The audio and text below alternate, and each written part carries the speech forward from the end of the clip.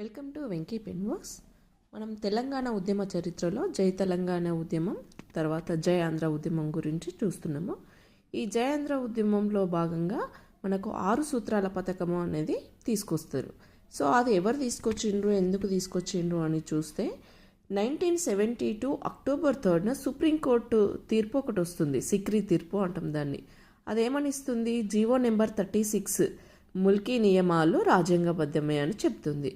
So Mulki నియమాలు రాజ్యాంగబద్ధమే అని చెప్పడం వలన అది ఆంధ్ర ప్రాంతం వారికి నచ్చక వాళ్ళు ఏం చేస్తారు, 1972 అక్టోబర్ 18న విజయవాడలో ప్రజా పరిషత్తును ఏర్పాటు చేసి గౌతు లచ్చన్న ఆధ్వర్యంలో జయాంధ్ర ఉద్యమం మొదలవుతుంది. సో ఈ జయాంధ్ర ఉద్యమంలో మరి ఎప్పటి వరకు కొనసాగిందని చూస్తే 1973 సెప్టెంబర్ 28 వరకు కొనసాగుతుంది.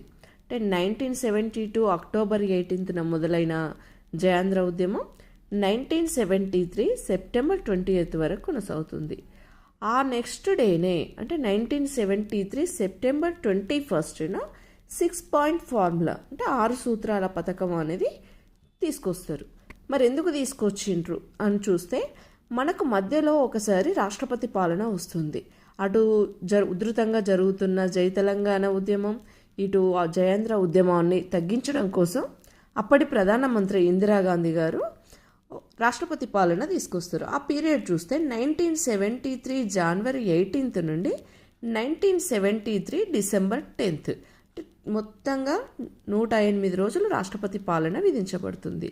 ఆ మధ్యలోనే అంటే రాష్ట్రపతి పాలన విధించి జయాంధ్ర ఉద్యమాన్ని ముగింపజేసి తెల్లవారి అంటే సెప్టెంబర్ 21న మనకి 6 పాయింట్ ఫార్ములా తీసుకొస్తారు.